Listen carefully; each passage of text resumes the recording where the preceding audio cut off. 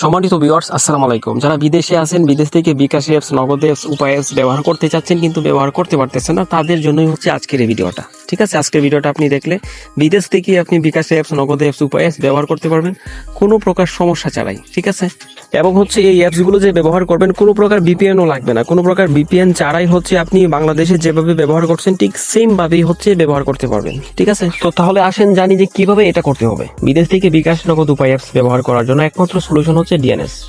DNS এর মাধ্যমে হচ্ছে আপনি বিকাশ, নগদ, উপায় তিনটা অ্যাপসই কোনো প্রকার ঝামেলা ছাড়াই ব্যবহার করতে পারবেন। তাহলে এই ডিএনএস কোথায় পাবেন? আপনি চাইলে আমাদের থেকেই ডিএনএস নিতে পারেন।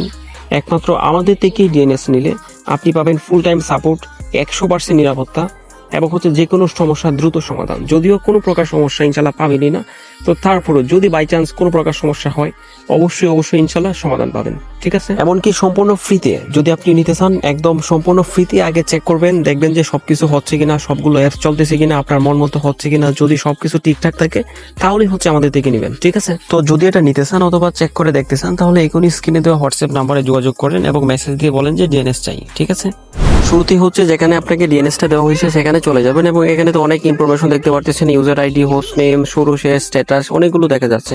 আপনার কাজ হচ্ছে হোস্ট নেমের পাশে যে লিঙ্কটা আছে জাস্ট লিঙ্কটার মধ্যে চাপ দিয়ে ধরে রাখবেন 1 সেকেন্ডের মতো। তারপর নিচে দেখতে পারতেছেন কপি লিঙ্ক আসছে, এখানে একটা ক্লিক দিবেন, কপি হয়ে গেছে।